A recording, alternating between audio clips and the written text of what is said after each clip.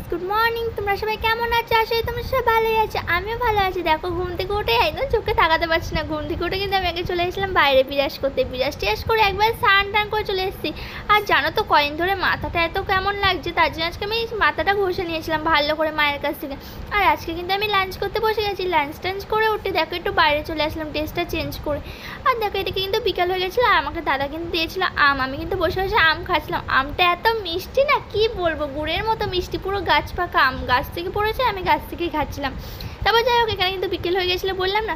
তারপর দেখো, এখানে ভালো করে আমি ঘরটা ঝাড়ু দিয়ে দিচ্ছি। যেই তো বিকেলবেলা সবাই ঝাড়ু দেয়, আমি ঘরটা ভালো করে বিছনা টিছনা এখন ঝাড়বো। ঝেড়ে কিন্তু আমি এখন ঝাড়ু দিয়ে দিচ্ছি। প্রথমে কিন্তু আমি ঝাড়ু দিয়ে দিচ্ছি, তারপর ঝাড়বো বিছনা। আর আজকে কিন্তু একটা নতুন তোমাদের আজকে সাথে একটা শেয়ার করবো, দেখতে থাকো পুরো ভিডিওটা।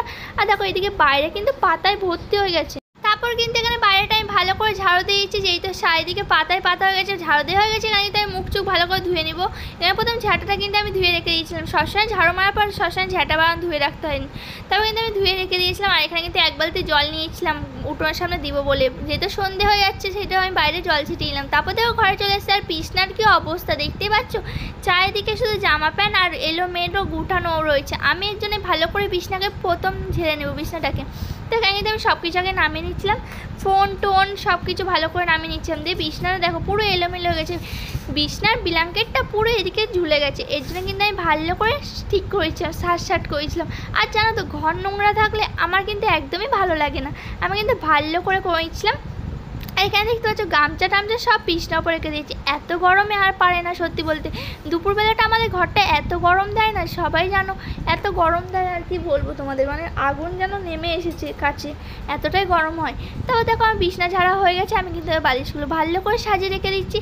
বিছনা টিছনা ঝাড়া হয়ে গেল।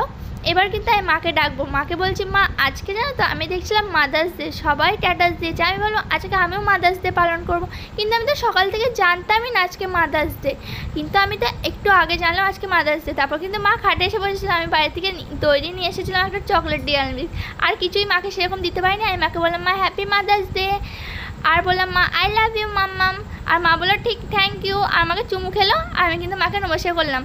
দেখো, মাকে কিন্তু আমি জড়িয়ে বলছিলাম, মা হ্যাপি মাদার্স ডে। যেন প্রতিটা সময় প্রতিটা মুহূর্তে তোমার ভালোবাসাতে আটকে থাকি। বাই বাই ফ্রেন্ড, কেমন লাগলো ভিডিওটা অবশ্যই বলো। Bye bye.